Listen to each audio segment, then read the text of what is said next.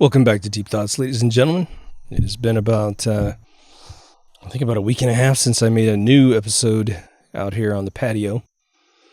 I've been working on a project, as some people say around the world, to do some drum designs for a buddy of mine with some cool pipes on it.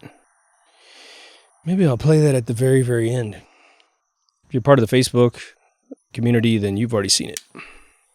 So, for one, it's about 68 degrees out here, which I know that many of you are in the hundreds or 90s at night at this time of the year in the northern hemisphere. Those of you down south, I'm sure you're bundled up really nice in your homes.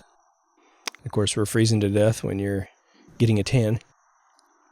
But he gave me this stick that he got for free. Hopefully this doesn't put me on my butt. It's really dark, so we'll see what happens here.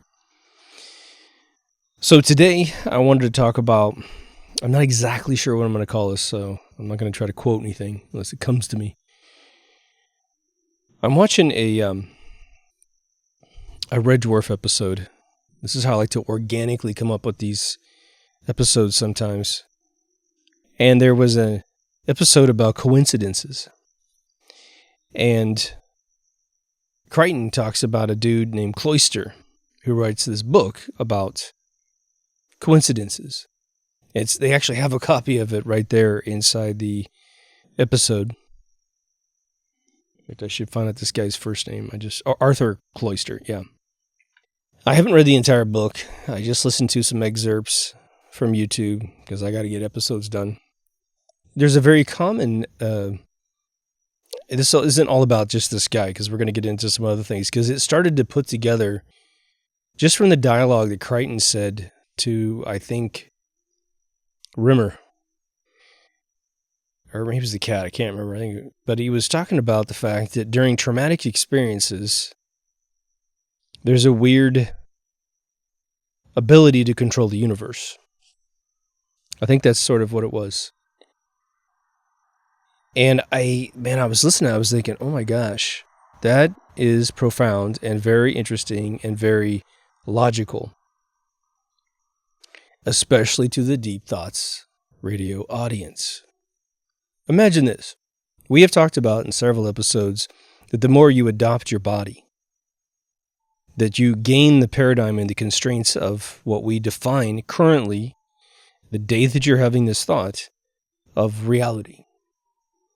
And the more that you perhaps were, let's just say you were in a previous life, back when we only had a few 100,000 people on Earth or whatever, however the hell we got here, that our consensus reality might have been completely different. This place could have been flat in the past, globe now, and it's going to be a tetrahedron or something, some 12-sided thing, in the future. Continually, maybe it's a Mobius strip at some point. Only because that's the way we conceive of it. But it's going to be evolutionary because unless there's a beam, this would be a very fascinating experiment, if there could be a beam that even the people shooting the beam shoot towards themselves. And they say, look, everyone's going to think this about reality. We have the Mandela effect. A bunch of people remember it one way, and now it's changed to a different way.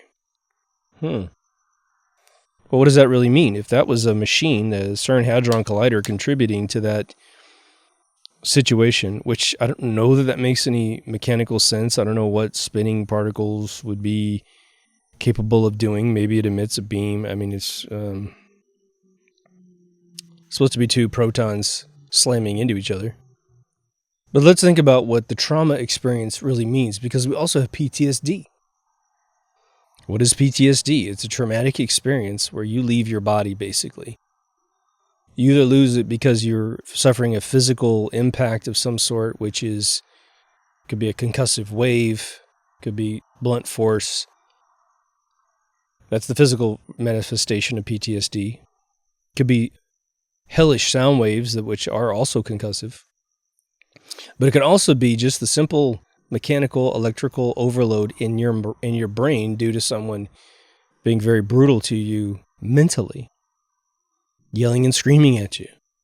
Your brain overloads, and thus the circuitry that would normally do one thing starts to overload. And unlike a mechanical device that might actually physically pop a fuse, a rectifying diode to protect the circuit, or it blows, capacitors and resistors and microchips and all this other stuff like an EMP wave, we don't do that. So we swallow it up.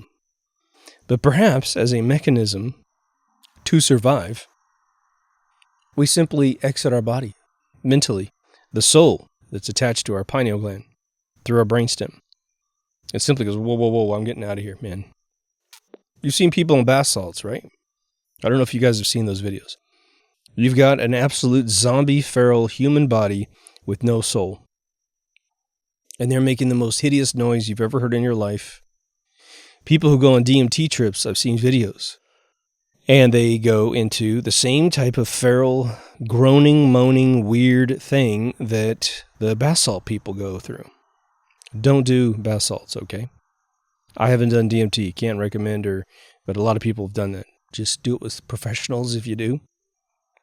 But what would it be besides that? Okay, why is there a negative effect when we go through massive trauma? Let me throw a very simple concept at you right at the very beginning here. Have you ever taken apart an object and put it back together? And no matter how talented you are at putting something back together, it is never, ever as cool, smooth, tightly fit together as the factory was capable of doing it when you first bought it. Being a guy who worked on computers and VCRs and all kinds of other stuff, you can definitely fix something. Mr. Carlson's Lab on YouTube, that guy fixes radios and makes them better than when the day they were made because he's upgrading components and all that kind of stuff. But I think we all know that after a radio's aged 70 years and you take it apart, the tight fit of the back and the plate and the ceramic on the outside, it's together and it's okay. It's going to pass the average eye, but it'll never have that sort of vacuum seal it had from the factory, right? So what if that moment when we attach to our body, that spark that happened inside your mother, was the most pristine, perfect, exceptional moment for you to attach to your body? And that the more you experience either severe trauma or micro trauma, and you can't process it, right? There's a lot of us that can handle a lot of craziness. Everyone's got plenty of threshold. Everybody. I mean, you could have, right now, if a bomb went off, you've seen me jump to fireworks. If something's going off like a mushroom cloud, 2 miles from where I'm sitting, I'm definitely going to go through some, oh shit, that's really bad, right? But if you're forced to escape as a matter of pure survival, and then you come back in to your body, you leave the silver cord behind, as the gurus would say in India. Perhaps we're not connecting well with the human body after we do a micro retraction from it. You're a soldier in a vehicle that gets by an IED. You don't even have a choice, man. You just get knocked absolutely out, and then you start drifting. So coincidences is just an interesting outcome where you talk about the idea that if you're conscious, two different words there. If you're conscious and you are separating from your body, almost like a micro moment of a dream-like state, and you take my statement that I've said in several episodes, what if the biggest secret about the universe is you control it? You're able to sync up with other people's moments. Now, I haven't finished this guy's book. I haven't even dented it, really. But this whole concept's triggering this other concept that might give us a more homogeneous view of our entire existence. But imagine this was true. Imagine we're on a lost island, right? And we're raising each other because all civilization's gone. We're Gilligan's Island, basically. And you and I, we're all in the same place, and we've had all these conversations. And now we keep in mind this possibility that this might be true. And then traumatic things happen because we are on a weird island. We don't know where the cliffs are. We don't know certain animals. We wake up and someone's been eaten alive. We don't, oh my God, what happened there? But we're now watching the tribe. We're watching our own state of mind, and we are keeping these things as possibilities of repercussions. And we start to see people sort of dial away. Why do so many people end up in mental institutions after traumatic experience? They never seem right? People who take too many drugs can dial out, and they have physical problems controlling their body. They might end up with a stutter. I know people who stutter because I can tell that their soul is going way faster than they're capable of bringing the words out of their mouth. I know people that are stuttering because they're so nervous that they're trying to process two things at one time: their nervousness and what they're trying to say. Oh my God, I'm getting more nervous. Oh my God, I'm nervous that I'm going to fail. Predominant feeling. And you can't do two things at once in the human mind. You can do autonomic things, which, a drummer will get to a point where they can push down a conscious skill into the autonomic memory of the cerebellum. And so like my buddy Bobby says, he goes, at first you're trying to really play right. And he goes, after a couple of years, you're playing a song that you've played a million times thinking about, did I leave the oven on at home? Because you've elected it back. You've done it so many times, it's memory. And all you have to do is consciously sort of kind of push it along. Here comes the transition. Oh yeah, that was easy. Same thing with everything. But what if we're trying to grip back into our system? We're trying to get the spark of the factory warranty back. Then the question starts to arrive, which is, why is PTSD treatment? PTSD is just an interesting thing that we know about, where again, a moment gets lost in time. They want to recreate the trauma for the patient such that they can go, yeah. And it's almost like we're saying, we're taking you back to the moment you fell out of the car so that you can get back in the car, and psychologically in the back of your mind, you never fell out. Welcome to your brain again. Welcome to your consciousness again.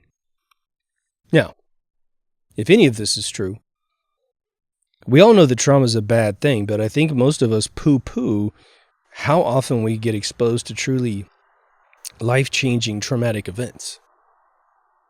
I don't have any trauma. Well, yeah, there's major events in the world at times which traumatize the entire planet. We're seeing things on TV that we've never seen before, or in rare cases, we actually see it in real life. A soldier goes off and sees things that no one should ever see. But I think there's a lot of little ones. There was this big push, which is still sort of, it's rough for the mind, disciplining our children in various ways, especially with some sort of physical trigger to get them to shake out of their one-track mind to pay attention to another concept, which is you are involved in something that could hurt you really badly, and I need you to completely divorce yourself from the idea that putting your hand in fire is a good idea. I need to traumatize you to make sure that fire in your hand comes with your butt's on fire, in a different way, right? When I was a kid, man, you got paddled, you got belted, you got your big dad's hands smacking on you. Always different for girls, of course. But boys are the rambunctious. Our rite of passage always seems to involve threatening our own life, right? I think when I was young, the girls' big rite of passage was, how fast can you get pregnant, But now imagine this was a concept that's well understood at even a more advanced level by those that can control the trauma that we experience. They can throw things at you. They can always get other degenerate human beings to help enact these moments because they want to see the world burn. Sort of a bummer, right? But it's probably going to happen forever. We're probably always going to have sociopaths, psychopaths. Again, you treat a kid bad in school. I don't have any young kids, but if I had kids and they came home and told me a story about treating someone horribly who didn't deserve it, even deserving is almost an impossibility in some cases, right? Someone else should handle the problem, not my kid. But sometimes your kids got to defend themselves. But I would discipline my kid to the maximum. And I'd make that other kid come to my house and we would patch things up. Because the second you treat a kid bad because he's got red hair or he's a different color than your family or he's just goofy or strange, you're starting to create a sociopath, starting to create a psychopath. And that's how the world burns to the ground. That kid's going to grow up, and if he has any power whatsoever, it'll be to pass around the problems that everyone else helped manifest in him. And he could have bad parents that are giving him all these situations. But it could just be circumstantial, right? Stop being prejudiced against people. You know the game. So the verdict on this cigar is it will not stay lit. I don't know why. But, with all things on this show, the very first quadrant that we take care of is ourself. You have to. If you're dead, anybody you are trying to help in this world no longer gets your assistance. Depending on your age, it's going to be your friends next. You age a little bit more, it'll be your family. And then when you really mature, you'll actually try to help the entire world as best you can. Now, it would be really, really scary if someone said, I just need to be traumatized and then I can control the world. Oh, well, let's create a world where we traumatize everybody. I don't believe that is a good mechanism, right? You could cook a hot dog with a flamethrower, but you don't do it, do you? We want to control the world through meditation, through consensus. We want to put out good human vibes which make other humans feel good.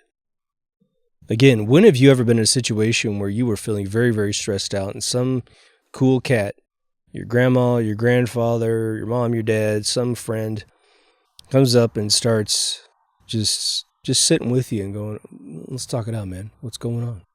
And immediately you feel better. It's because they're putting out a vibe that you're taking in and you can't biologically refuse it. That's how we really want to control the world. Or make it a better place, I should say. Now, what was interesting about the first chapters of the book that I listened to was that when you read sort of classic literature in the scientific realm, this is about 1919-ish, 1912-ish, somewhere in there, the authors of science back in those days, the men were extremely arrogant in many cases about their philosophy, and it was like they had to be bullies with their philosophy. And the books usually start out, I've got probably half a dozen books that are like this, and I've even mentioned one that was all about fearing death, and they just try to chastise humanity if you aren't on board with their psychosis, which is aka their fear of death. They try to tell you that you're unintelligent if you don't fear death. Why? Because they feel insecure that they do fear death. So come on board and get into my psychosis. So this gentleman was talking about, I don't want to try to say this word, but something starts with a K, and it's the theory that when we procreate, we pass down our attributes to each other as human beings. Darwin, of course, couldn't allow that to occur. Only the Saxe-Coburg family, through Queen Victoria, believed this previous theory, which is why she inbred all of the royalty of Europe together to create this ruling class race. Well, obviously, they believed in breeding. Most aristocratic monarchies do. The Egyptians certainly believed in such a thing. Queen Victoria married her first cousin, But this guy said that the dude who was pushing the theory was trying to, what was it? It was a midwife toad. I'm not sure what the hell that is. But he was trying to show that this was all working out, that his theory was right, and what ended up occurring at the very end was that someone falsified data in his name and screwed up all of his experiments. He was then chastised by his community, and he blew his brains out on some hillside. Well, obviously, they're trying to sabotage any logical theory of how we reproduce, so it will yield us ignorant, them superior, in terms of just genetic intelligence. And genetic intelligence has nothing to do with race. If anything, it has to do with opportunity. But again, I know some families that have had no aristocratic opportunities. They've had no monarchy opportunities. They've never had $1 million in the bank. And they're an extremely brilliant family that all their kids are also brilliant. But they just apply themselves to farming or sciences that are local. They don't write books, they don't get famous, and so typically in our ridiculous society that we have today, we don't honor them. I was told by a British friend of mine who played Crichton that in the 80s, up until about the 80s, one of the most revered careers, even more than a rock star, was being a professor. And that rock stars are not supposed to get as much as a professor. Why would that be?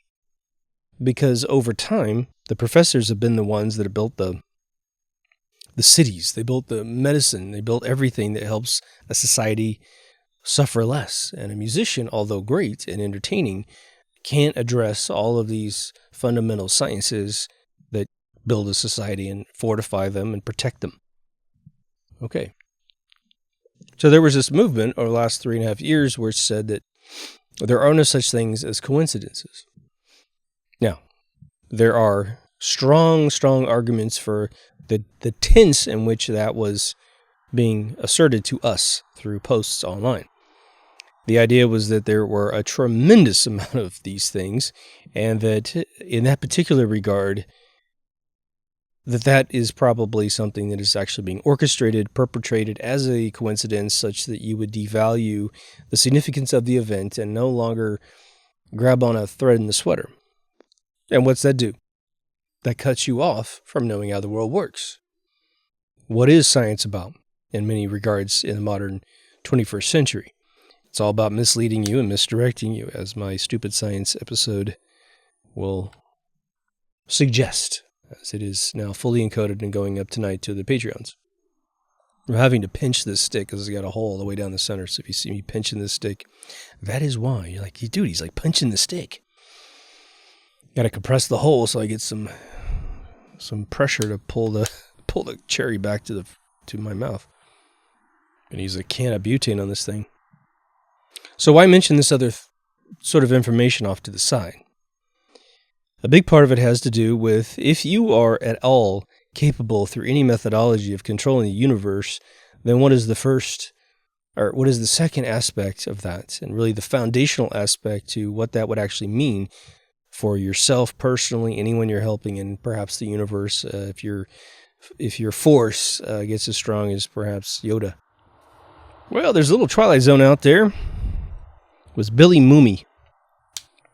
It's called It's a Good Life, and it's about a little boy who was like 7 years old, 7 to 9, somewhere in there. I think he was 7. And he is in control of the entire universe. He was just born with the power to will the universe. And what's actually fascinating about that entire concept is if there is any inroad from humanity to controlling the universe, it is scientifically and theoretically sound to suggest that one human being would be born with such powers. What was the problem in the episode? He was a child. So every single thing that happened to this place, including wishing away the rest of the world, so he just had this little tiny town, was through the eyes of a child. The destruction that this kid caused to people's lives, the horror and other fellow trauma that he created for his fellow citizens of the town, who had to habitually kiss his ass so they could stay alive. It was all through the eyes of a little boy. We always talk about, getting control of the world and, we're going to take it all back and all this other stuff. And I've been lamenting on many episodes, and you guys are probably tired of hearing it. And I'm not going to completely obsess on this, but unless we are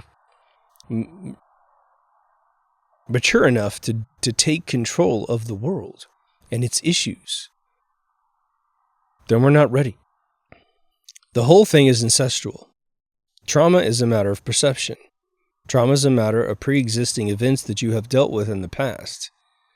If you have heard, well, let's put it this way, when they train a hunting dog, they no longer respond to shotgun blasts at all. You can surround a hunting dog with 10 dudes and all blasting shotguns and they don't move. How did they teach them how to do that? It sounds brutal, but these dogs, again, are treated like royalty in families, equal to, if not better than, the kids themselves.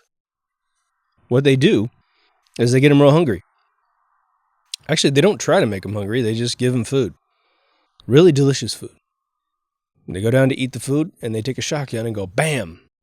And the dog runs away from the food. And every single time the dog goes to the food, they shoot a shotgun. Until the dog no longer responds to the shotgun because he's so absolutely feral and hungry, he doesn't hear it anymore. Apparently, it doesn't take that long to get that particular stage taken care of. Now, pointing and all this other stuff, it is the most amazing creature I have ever seen in my life. When they see a bird, they freeze. And I mean, they freeze like ice, man. And their tail goes straight out like a little arrow.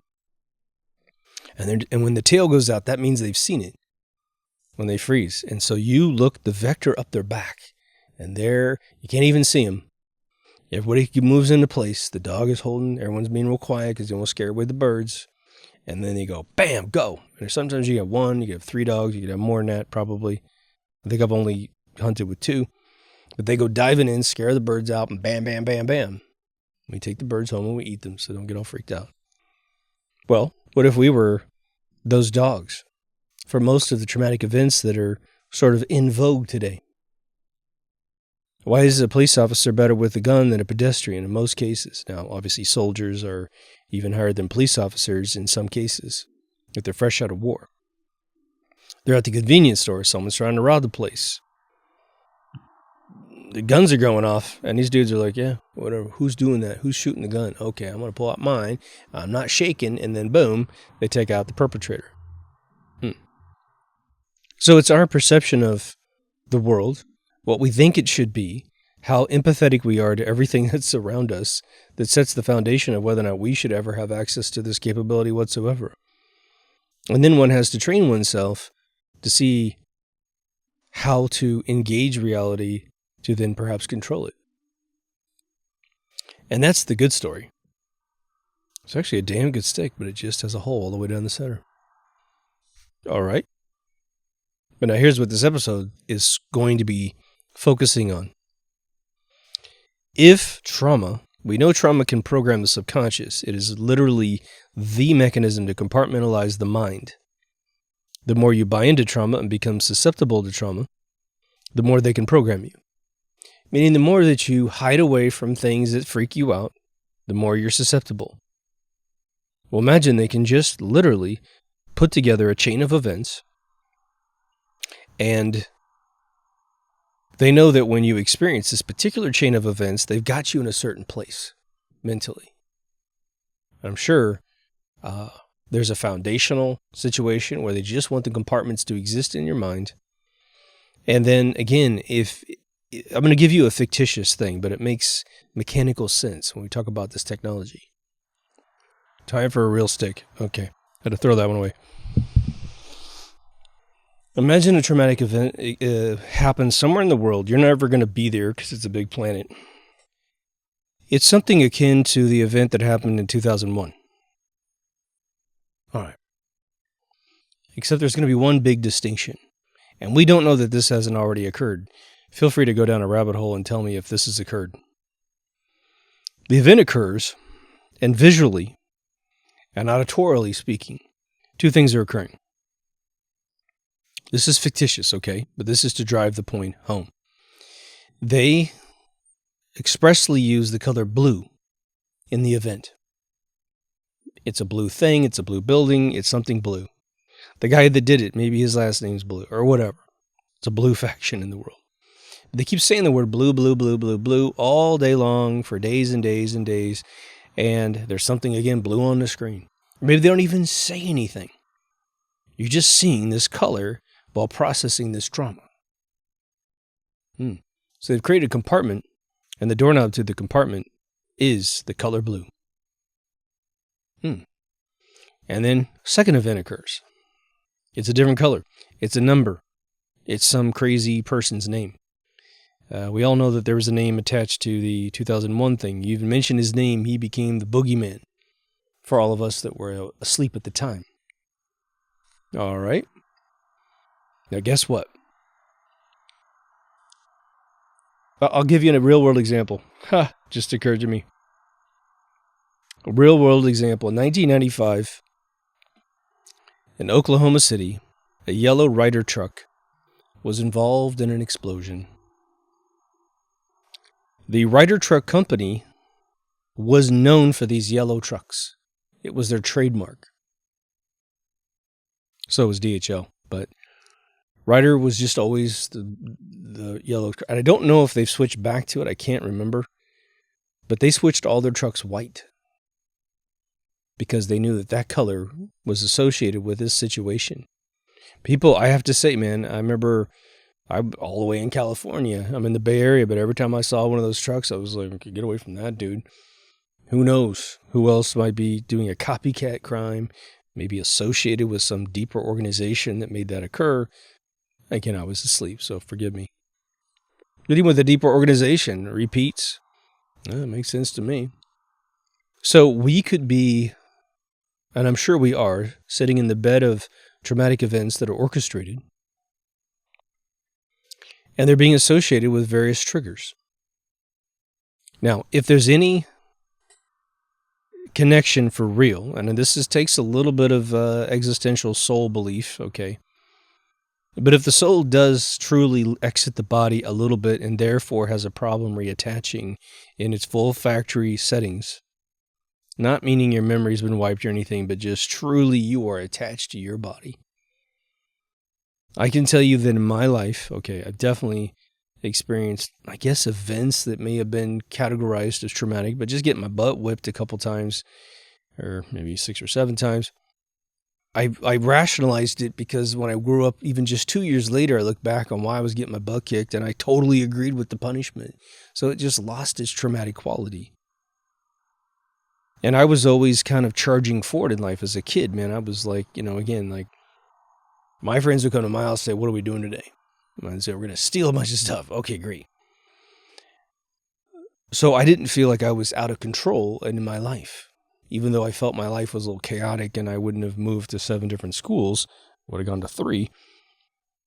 I still didn't feel insecure necessarily on any cosmic, significant level. But I've definitely bumped into friends with a very similar type of lifestyle. Hell, even ones that got to go to the 3 schools in their lifetime who are sort of just scared of life. They're just shaky and they're just frail. They're otherwise completely functional. Okay? Then you have, within that group of people that have experienced the trauma and have actually incurred what we might categorize as sort of a, I don't want to ever say the word permanent because I don't believe in the word permanent, but they've had a prolonged trauma, aka lack of control in their life because these events can't go away. Whether it be someone touching them when they were kids, someone beating them up when they were young, like a father or mother was a drunk or something, whatever, something that just wouldn't go away. They were stuck in the household. They couldn't control it. They went to a tough school, getting in fights all the time, and they weren't scrappers, and so they couldn't defend themselves. Even when they got their butt kicked, they took it really as I'm a failure kind of person. It's still like, man, I better go lift weights, better go learn how to fight, better get some friends around me so I don't, walk down that alley by myself sort of thing. Or maybe I should take a different way and just diffuse the whole situation, right? You'll have the kids, like the old song, A Boy Called Sue, right? For those of you who don't know the story, especially if you're not from America, it's an old country song. Wasn't it Johnny Cash?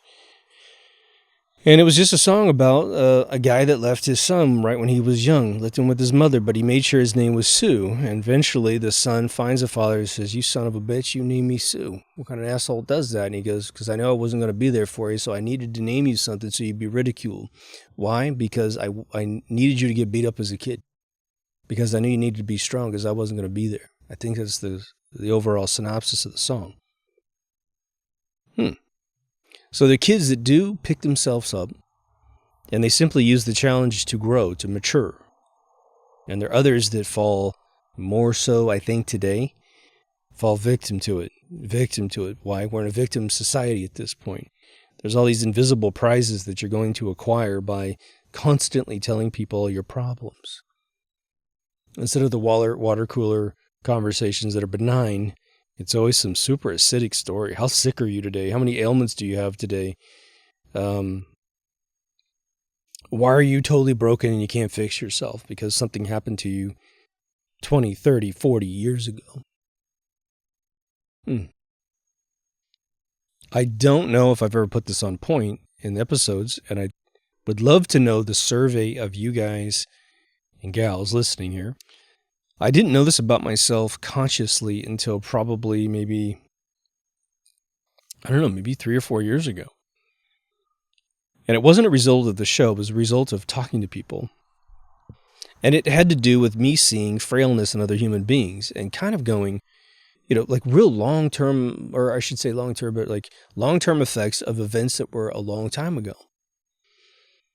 And they'll say, well, I just can't do that. I just can't do that. And it's something really easy, I was talking to a friend of mine recently, and we're talking about seeing scary movies. And she said, I don't like to watch scary movies. I just have an imagination. I can't get rid of it. And I'm sitting there going, whoa. That's a weakness, man.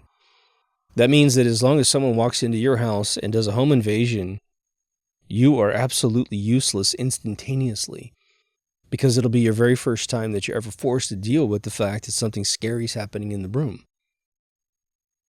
And during these conversations, I realized that the one thing that I don't tolerate in my own life is weakness. Not physically, not mentally, not spiritually. It doesn't mean I've got it all under control. It just means when I identify it, I'm like, okay, that's got to go. Like I told you the story a long time ago, I'll make it super quick. One of the elders of my church talked to me when I was about 19 years old. He said he bumped into a bad car accident. He found a really messy situation where he needed to cover up a body that was missing a key part of the upper body part of the body. And he's like, I'm just looking for a towel. I'm looking for something. He sees the towel on the ground, so he's like, oh, there it is. Just exactly what I need. He pulls the towel to cover the body, and the thing that was missing off the body rolled out of the towel. It destroyed the guy for 4 months. He said he couldn't sleep. Father of 2, needs to go to work, needs to be functional. And I remember hearing that and going, oh man, I would have done the same thing probably. I don't know. I would have been 19, so it would have been crazy. But if I'd never been exposed to anything horrendous, and the internet is so kind in that way, isn't it? That if I ran into an accident in the same exact manner, and one person is fatally injured, but someone else just needs my help, and I'm sitting there puking my guts out because of this other thing, and this person just needs me to push on an artery or something, keep them awake, and I can't function, then I'm responsible in weight and my own standards of this person's death. So when probably about 7 years later, the internet comes around and there's sites that show you police photographs of homicides and things. And I took myself through a bunch of those photographs. And today, they're all moving now. It's horrendous. Now, again, I can only do what I can do in a virtual sense. Don't really ever want to experience that stuff, of course, but I want to be of use to somebody. But it is interesting how we take on and onboard these weaknesses, and that results in trauma. If you have things that you allow to make you freaked out really, really easily, and you're like, oh, I just don't do that. I respect the fact that if it was an idealistic world, that'd be great. It's 1955, you live in the middle of Kansas, the United States of America, or pick a rural area in your country. Yeah, you could do that. But it might not be too crazy to say that we are closest we've ever been as a society to a true apocalyptic situation, right? We've got plans on the blueprint board to rid the society of most of the people on this planet. If you are fortunate enough to be one of the people left over, I think that's a fortunate statement. But you're in such trauma that you can't function. Well, you're going to get picked up by a helicopter, picked off by a helicopter, whatever. You're not going to be able to survive. We want to have clear frames of mind. And one of the biggest mistakes that the people that orchestrate events have run into is that they have so abused the system. All these reoccurring things. They don't even affect us anymore. I don't want to mention them by name, but you know what I'm talking about. Places that are random places that are picked, and then people who walk in are carried out, if you know what I mean. But don't we say nowadays that humanity is disappearing, that empathy is disappearing. I got people in my family. You're almost like, hey, are you awake, man? Because you're just operating in a pure satanic methodology, which is you're just getting your own, and you're who cares about anybody else? Even their closest family members, they don't care about sometimes. It's rare, but it happens. And we're sitting there going, man, is there something in the Kool-Aid, something in the running water? Is it something in a shot, a drink? What is the thing that's making this humanity disappear? Is it truly just TikTok videos? Well, what if it is simply that we are like a bladder that you can only flex a certain amount of times before the bladder just starts getting brittle and it breaks apart and it's no longer what it is. It's like a speaker in a stereo. It can only vibrate so many thousand times before it just finally turns into ash and it's gone. So the more that we make ourselves susceptible and we endorse our weaknesses and we run away from the mouse on the chair like the old 50s sitcoms, the mouse is controlling you, man. That's one of the most crazy things. It was kind of funny is the women I grew up with would have chased that mouse with a meat cleaver, man. He was scared of the women, not the other way around. But there's all these video compilations, these funny meme compilations online, right? These video ones. And you'll have like a guy looking at a lizard, little tiny gecko. Oh my God, this is so cute, so amazing. And the gecko jumps on the person and you hear a grown man scream like a 2-year-old girl.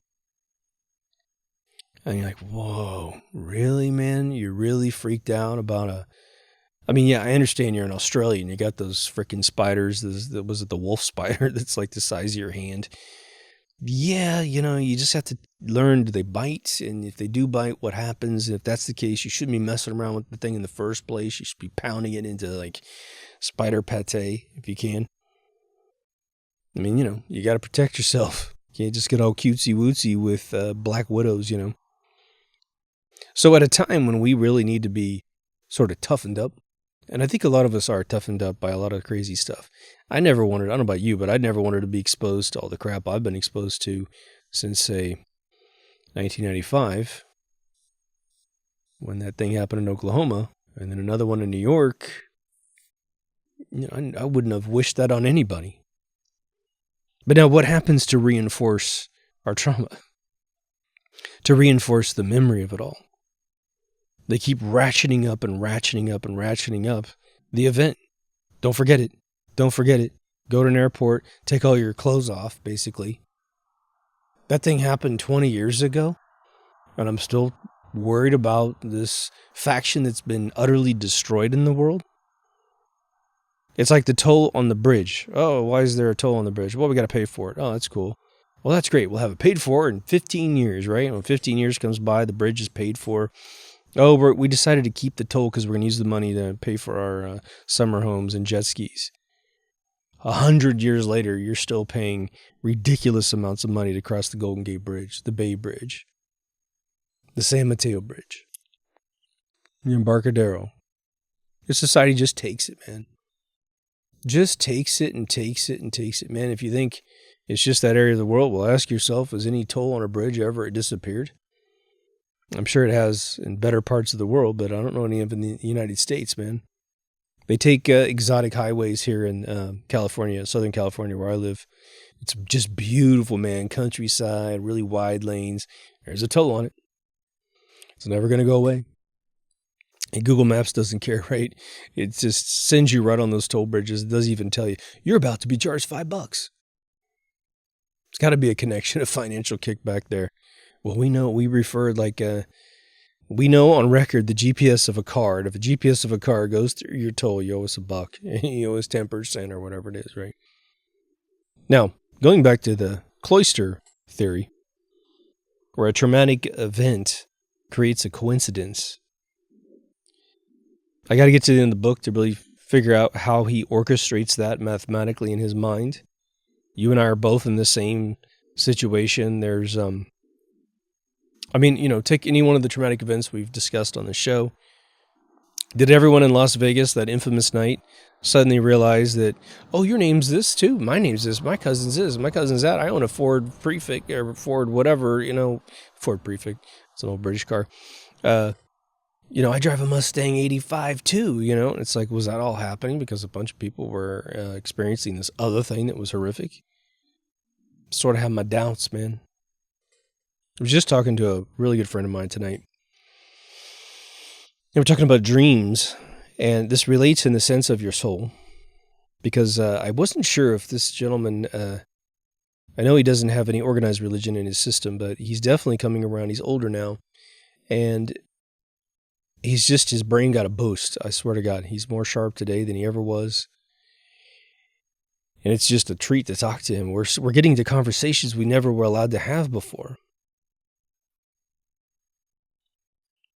And he's seeing things differently. And we're talking about the soul, and we're talking about he had actually had a wife pass away at one point. And he's there right when she passes. And he had the experience that a lot of folks have, where he's like, I could just see that this vessel, which I'm going to obviously honor for different reasons, was not my wife. It was my wife, but it's no longer my wife. And he just had this empirical truth sort of occur to him at that point. It's almost like she said, I'm right here. I'm with you now more than you will ever have had me in our 38-year marriage. His dreams are going into overdrive.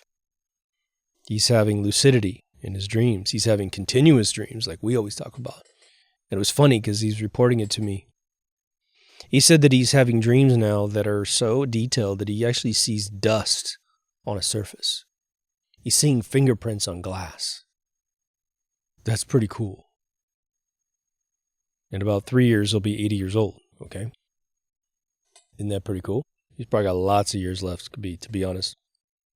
What I've tried to do on this particular show is take our sort of unspoken theories, and of course Hindus and Buddhists and what have you have spent centuries and millennia, I should say, studying this. But the only other thing that I would caution against just pure ingestion of those paradigms is that those paradigms were being introduced at a time when a lot of other belief systems were in place, that you just have no choice but to integrate them into these advanced philosophies of thinking. You're not your body, you're not your mind, you are your soul. Right? The soul attaching to the body creates a temporary consciousness, which is your mind. This infinitely small container to handle the infinity of your soul, which is plugged directly into the universe, right? I think it's safe to say that the more that you have that bond richly connected, beautifully connected, completely connected, the more that this life will at least be manageable, entertaining, less stressful perhaps, more productive. If trauma is truly a hammer on the mechanism that keeps us connected to our vessel, thus doing what? If the soul and the body make the mind, which is your consciousness right now, listening to me right now, and there is a mechanism that they can orchestrate at a rhythm in this world to squeeze the hose, right? You ever been using a garden hose and all of a sudden it starts going woo, woo, and you look back and someone's stomping on the hose, just being jokey with you? All right. Well, what if that resulted in the fact that every time they stomped on that hose just a little bit, an infinitesimal amount of the water never ever comes back out of the hose because perhaps it collapses at the point of being stomped on. And eventually it ruptures back there where someone's been playing a joke, kinking the hose on you or whatever. And it simply stops working. That means that this situation destroys the mind to whatever degree they can get it to affect you. And like I said, if an event is attached to a trigger that you can't consciously put together, you walk into supermarkets, right, and they've got music playing. And ever since I was a kid working for Walmart, when Sam Walton was still alive, we had American products in the store, they told us right away that, I actually had to take care of the customer service desk for a brief couple hours once where someone unexpectedly didn't show up because of the snow, and I had to put the music on. And the cassettes were marked with a label that said subliminal this, subliminal that, subliminal this. Well, they have subliminal messages in the music. It says, don't steal our shit, Well, I would sit there because I was a stockman at first, and I had a lot of mopping and cleaning and stocking and stuff. So I'm just listening to the music, right? Now, of course, when the store's over, we start playing our own stuff, like Boston. For whatever reason, that was playing a lot. So obviously it's not in that music, but I'd sit there and work, and I'd be like, can I hear it? And it's like, of course you can't hear it. I honestly, to this day, don't know exactly how they embed that kind of stuff in there. So an event's occurring, and all this amazing stuff is being embedded. Okay, so they have a big event that everybody notices, and you're getting all these triggers embedded that you can't consciously recognize. Now, all you got to do to get the message again, in the more obtuse, or I should say the more acute technique, is turn the TV back on. It's your favorite sitcom, and the commercials are coming on. It's all embedded in there, these subliminal triggers, and all of a sudden you feel uneasy because you're watching TV. Because you're open-minded, you got the triggers super deep, and now they're triggering you, and thus destroying what? Your mind. Ever so slightly. If nothing else, just occupying a frequency inside your mind robs you of using the same frequency of energy to do what you want to do with your life, right? It's like you're trying to recite a poem. You're trying to talk to a friend, and I'm just shouting in your ear. You're like, shut up, man. I can't even think, man. How many times you've heard that in a sitcom? Would you shut up? I can't even think, That's the mechanism. It's electricity overload. Now, what would be a subliminal method of passing that same signature on? Well, didn't I just do an episode that said that the frequency of 425 to 450 is enough power to penetrate the mind in the psychotronic weapon episode? Okay, well, they can get it in your head. From wherever you are, they can get it into your head. So here's all those little triggers. Firing away. Freaking you out. Not good, right? Why? Because it's making your soul retreat from your vessel. Thus, the signal on the TV that was really, really clear inside your consciousness, which is your mind, starts to flicker. And you don't have an antenna you can put your hand on and try to get it all reattached, right? To make the signal better. Now, obviously, the rehabilitation from any of this would most likely, one, become aware of this concept, study it for yourself, see if it appeals to you, see if it's logical to you. Study it, see if when you feel really weird, what are you doing at that exact moment, and does it mirror anything else in your past? Holding on to the past. So many people want to just have this crutch. And, I understand if it just happened to you. Of course, you're still thinking it through yourself, but stuff that happened a really, really long time ago, it just depends. Was it absolutely mortifyingly horrible, which means embarrassing, by the way? Well, running away from it, what's that going to do? The mouse is going to control you. You're going to have to figure out a way to just basically do a few different things. You can cold turkey your trauma. Cut it off. Simply realize that when you woke up this morning, you were reborn. And you're reborn every morning. Go see my episode on dreamscapes, and it'll get actually really interesting to you. But if there's a more methodical, methodology that's needed, you have to go through your own personal PTSD rehabilitation. Study the moment. Realize people were different in the past. Maybe they're dead today. If they're dead, then, man, it's over, man. That problem's in the ground 6 feet under, rotten. They're gone. Now you get to live your life the way you want to. You are freed. Now, we know that prisoners have been in jail for 10, 20 plus years. They have various traumas when they come out, but it's mainly rebuilding their confidence, existing in a society that's free. But there are plenty of people that have been under like that. And even though they have these, I don't know what a cell phone is, I don't know how to operate a computer, what the hell's the internet, that happens every single day that you're alive, people getting released from prison. They serve their time, and they're done. Sometimes for nonviolent crimes. They're just in there forever. But they get freed for some reason. They're still appreciating every single flower they walk by, every single moment they're free. They can turn a TV on, they can eat whatever they want, they can wear whatever clothes they want. They're just getting used to being free again. Well, if you're not in that situation, then I think that we should be able to experience at least the best experience that a prisoner has been in prison for a long time experiences, because we're not in one technically. Now, of course, PTSD is about being trapped in those situations. And again, if you're suffering like the normal battlefield PTSD, please see my episode on that.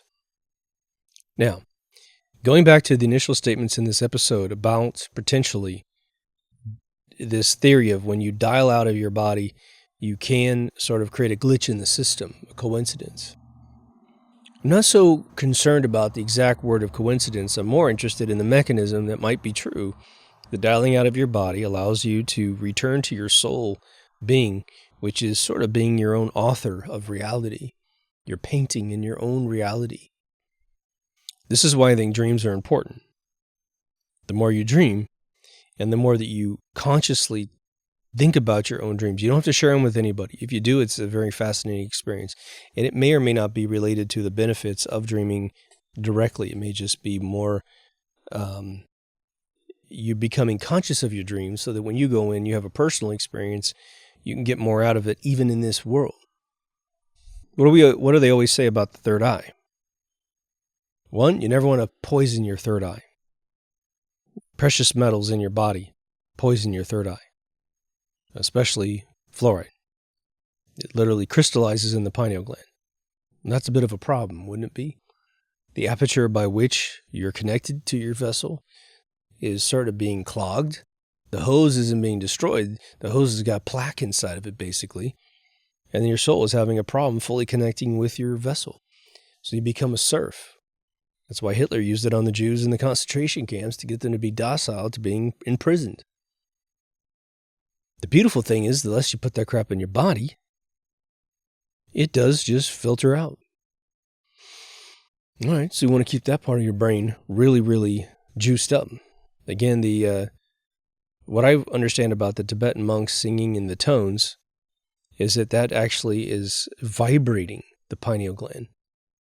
The whole Om ritual is about vibrating the pineal gland. I think that makes complete and utter sense, which is why those tones are so strange. They're trying to literally, physically vibrate that organ inside their mind or in their brain, I should say, by using their vocal cords. When I first heard that, I was like, oh my gosh, that makes complete sense. Too bad as a Western American, I will never be with someone who's got the talent to teach me, most likely. But I think there's other methods. We know perception is reality. A friend of mine tonight, he said this really brilliant phrase. He's said this a couple times, but he said it's so much better tonight. He said, if you came to see me and we sat across the table from each other, and he goes, I'm looking at your face and you're looking at my face. He said, do you realize the only two places in the entire universe where the images of our faces exist is in our two minds? Because if no one else is looking at your face, then your face only exists in this universe, in my mind. The image of your face. Oh my God, that's great, man. Because the overarching brilliance of the statement has to do with the fact that we perceive things and then they become what we might fashion as real. The concept of being real. Well, how much of this reality do we ingest off digital devices that then becomes real? And then narratives go way beyond just a vision in the mind. It becomes the construct of what you believe about something. They're trying to teach all this critical race theory. Okay, we're trying to pre-program everyone to have this indoctrination about race.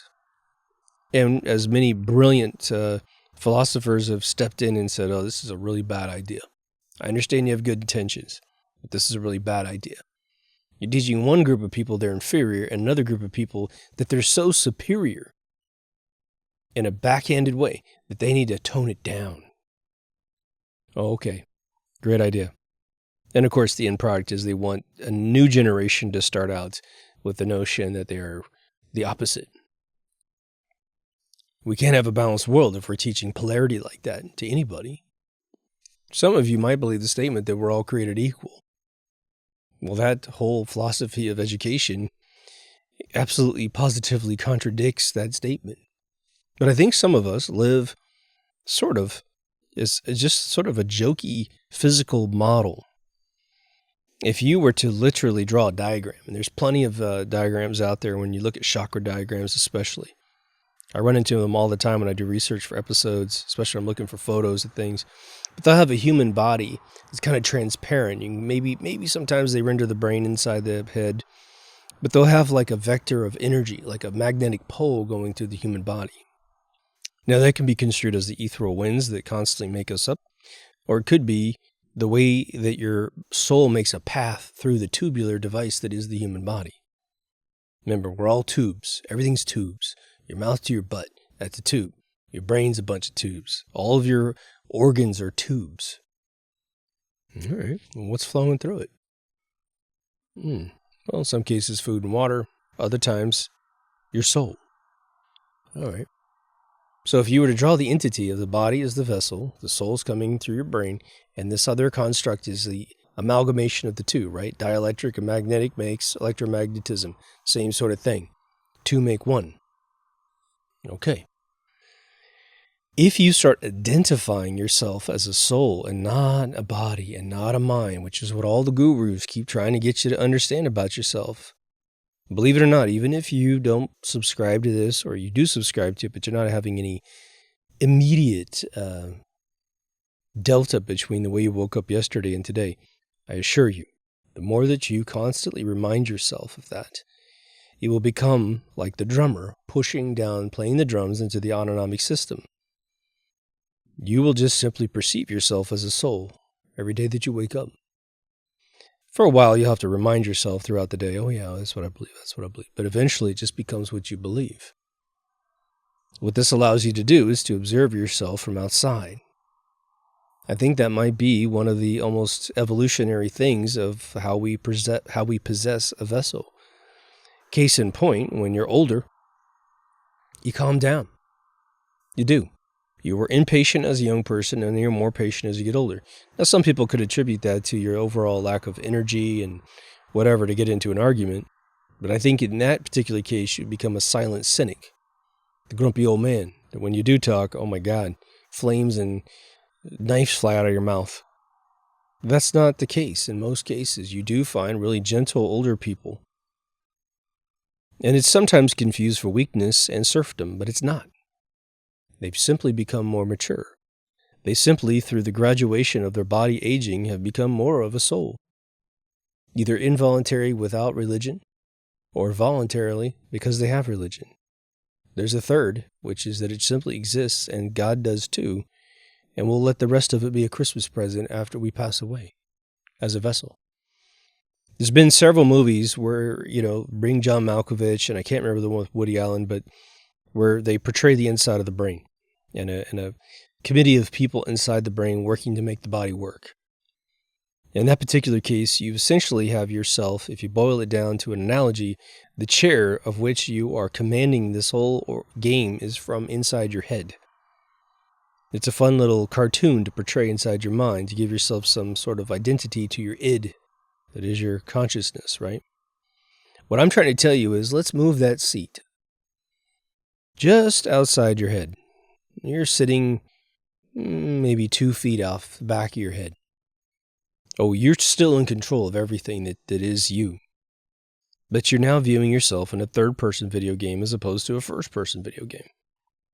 What was interesting when we actually got the technology to do a third-person video game in 3D, because they've always had it in 2D, right? There's Pac-Man's everything's all third-person, right? When you look at your character, it's set it through the eyes of your character. But more when we started portraying the human form properly with 3D animations, it became synonymous with reality because why? We see three-dimensional human beings as we look through our two eyeballs, right? But there was a paradigm advancement. It's just like when we went from iconic language where every word that we knew, everything that we wanted to say to each other, or write down, I should say, was the icon of that thing. There's a picture of a dog, that means dog. Picture of a cat, that means a cat. When we started phonetic languages, D-O-G-C-A-T, we became a linear thinking being, and we gained the overall capability of strategizing things, of seeing a season go from spring to summer to fall back to winter. We could understand that, and we could advance our agricultural capabilities because we could see things. We started seeing the linear time much better. We went from a now society to a linear time society. All right. When you're observing yourself in a more third-person soul fashion, it's sort of like remote controlling a car. You see more information at one time. You kind of technically see the back of your head. You see your whole body. You see yourself exist. And one of the things I believe that actors have a capability of doing is seeing themselves in third person. I think that is one of the God-given traits of a thespian. One of the endearing stories I heard was the woman that played Lilu in Fifth Element. She'd been a fashion model for a long time, and it was her first acting job, and so she was acting. She did this amazing job, right? I give her ultimate score for how she did that, especially being a first-time actress. But she said that when they were filming inside the cab, at the point she jumps down through the car, Bruce Willis was trying to teach her how to put her face in the light properly to be where the shot was and physically know that there's this rectangle that's coming out of the camera. And if you're over there, we can't see. And if you're over here, you're right in the parallel lines that say this is where the action is inside the frame. He gave her the innate capability that either he was born with or that he developed very quickly over time. She obviously mastered it very quickly. So it can take just a teeny tiny perception change to give you this amazing capability to rule your own destiny. I think this stuff is fascinating. I think it gives you a level of control that, I'll put it to you this way. If you're 100% human and you don't believe in anything especially, then boy, are you just preparing yourself to be utterly and completely controlled. I think people who get drunk and really, they can't remember what they did the next day, when they think about where was I? Oh, I can't remember. Those are 100% human people. The people that perceive themselves in third person, they're typically the people that say, well, I know I was totally out of control, but I remember everything that happened. I saw myself drunk and it was embarrassing and I didn't want to ever be over the limit anymore. Tipsy, that's fine, but I don't want to be drunk ever again, let alone the after effects for most of us, right? I pity anyone that doesn't have hangovers. Oh my God, how your liver survives. I mean, I would probably be a much more habitual drinker if I didn't have after effects, But I do, and they're fairly quick. So give this some thought. Let me know what you think.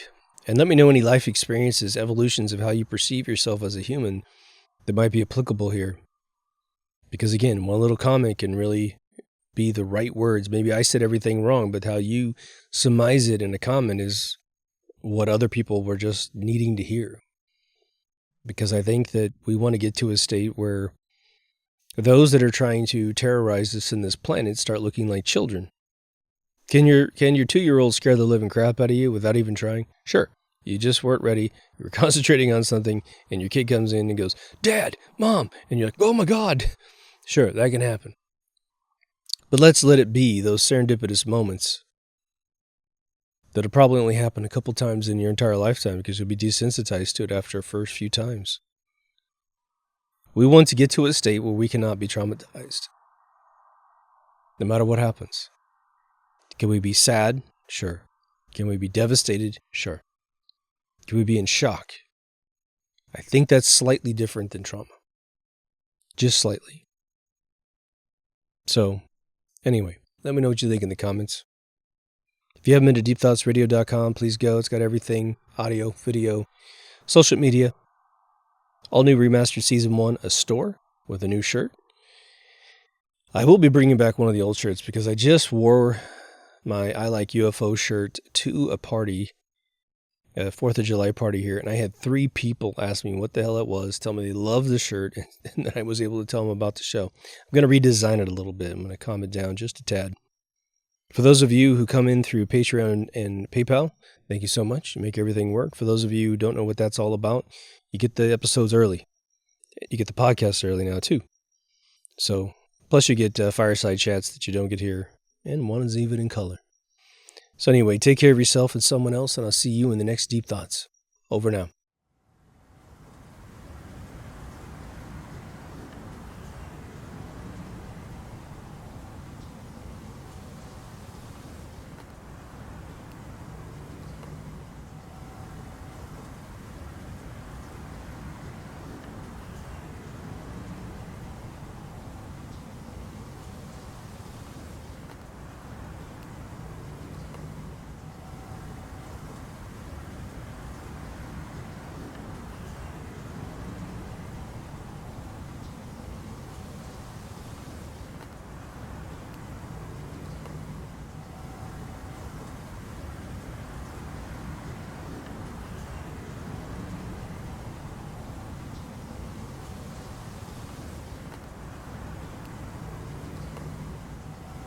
I know people who stutter because they talk too fast.